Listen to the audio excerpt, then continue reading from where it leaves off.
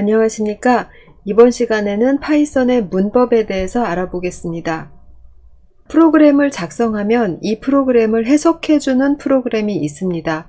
그 프로그램은 인공지능이 아니기 때문에 사소한 실수 하나라도 있다면 프로그램을 올바르게 해석하고 수행할 수가 없습니다. 그래서 나의 소스 파일을 실행해주는 프로그램이 원하는 정확한 문법을 사용해야만 원하는 결과를 얻을 수가 있습니다.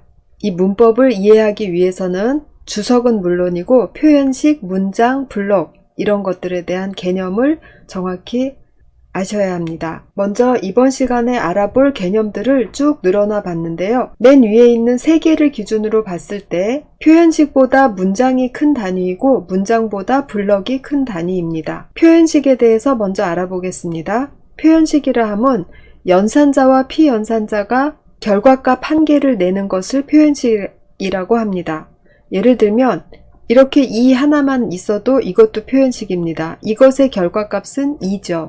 이렇게 쓰여 있다면 연산자와 피연산자가 있는 표현식입니다. 이 표현식도 결과 한 개를 내죠. 5라는 결과를 내고 있습니다. 여기에 함수 호출의 결과를 피연산자로 사용해도 됩니다.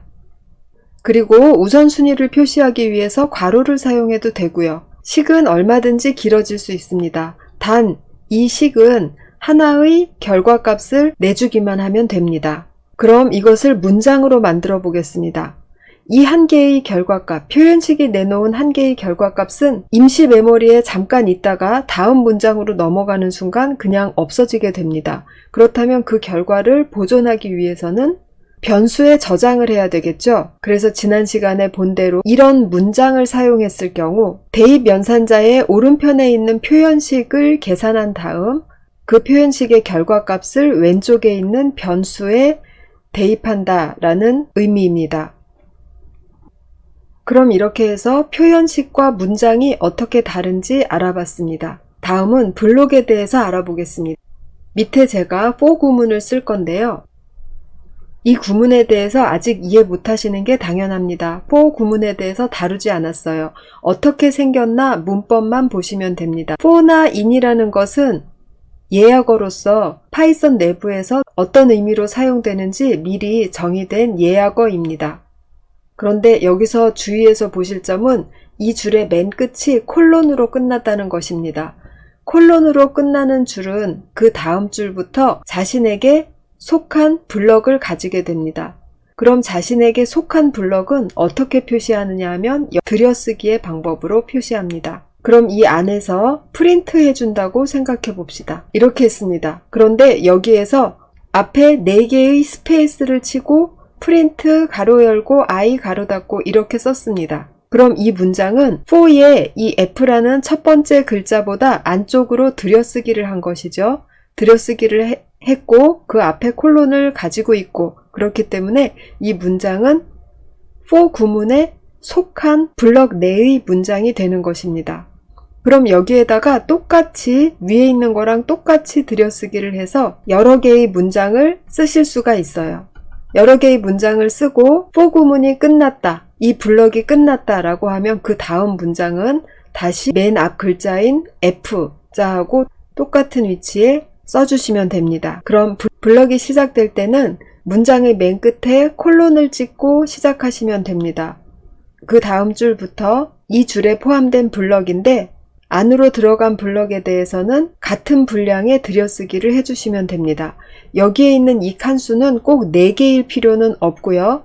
3개여도 되고 2개여도 되고 1개여도 됩니다. 그렇지만 1개 내지 2개 들였으면 눈으로 보기에 잘 구분이 되지 않아요. 4개 정도로 하시는 것이 적당하고 여기서 중요한 것은 이 안에 있는 모든 문장들이 똑같은 형태의 들여쓰기를 해야 된다는 겁니다. 첫 번째 줄이 스페이스로 4개를 가서 썼다면 두 번째 줄, 세 번째 줄 다 똑같이 스페이스 4개를 친 지점에다가 정확하게 문장을 써주셔야 됩니다. 이렇게 들여쓰기로서 블럭을 표현한다 라는 걸 배웠습니다.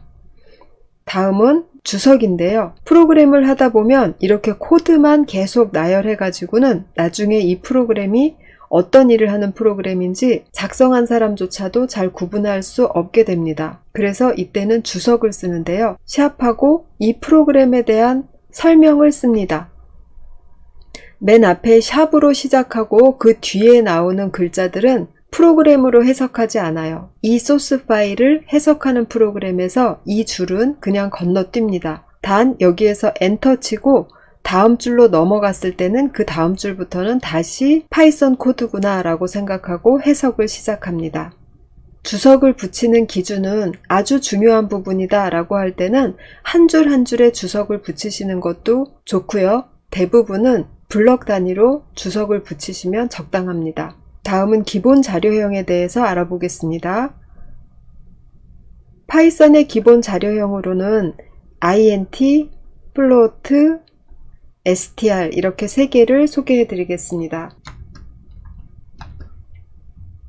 가장 먼저 이렇게 소수점 밑에 자릿수가 없는 정수 형태를 int 타입이라고 합니다. 타입이라는 함수에 값을 주게 되면 그 값이 어떤 타입인지 알려줍니다. 지금 여기에서 알려주고 있는 것은 내가 제공한 12라는 것이 int 타입이다 라고 알려주고 있습니다. 그렇다면 똑같이 12여도 앞뒤에 이렇게 문자열로 만들어주면 이것은 1과 2라는 두 개의 문자를 가진 문자열이 됩니다. 그럼 역시 타입이 뭔지 알아보겠습니다.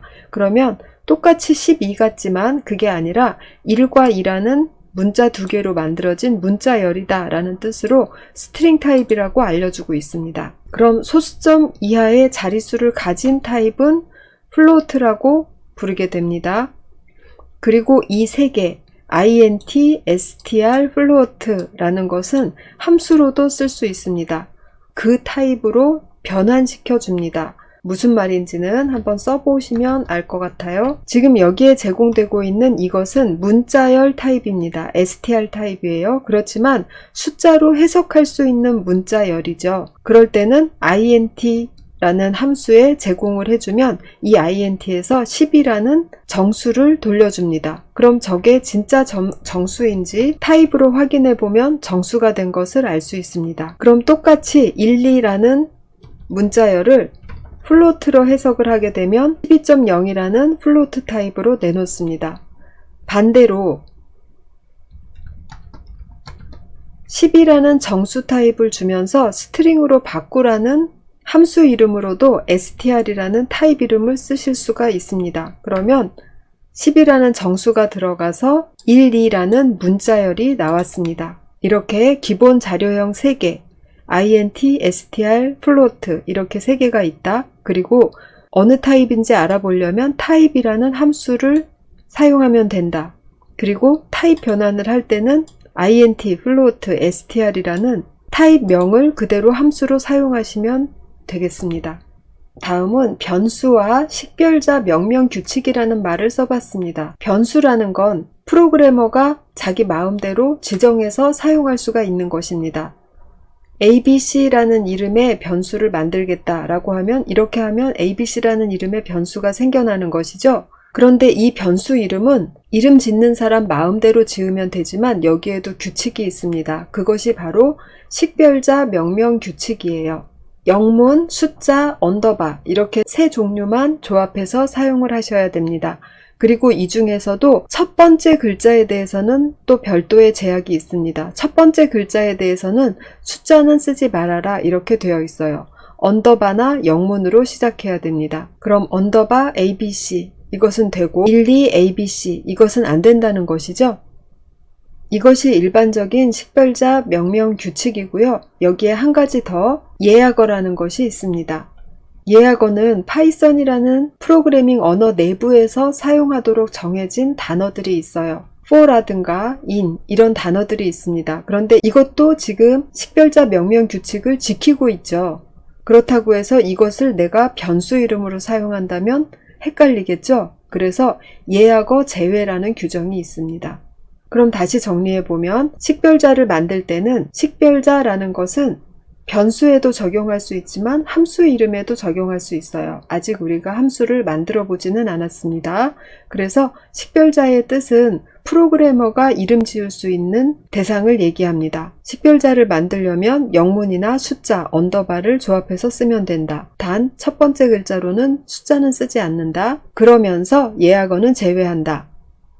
여기까지입니다.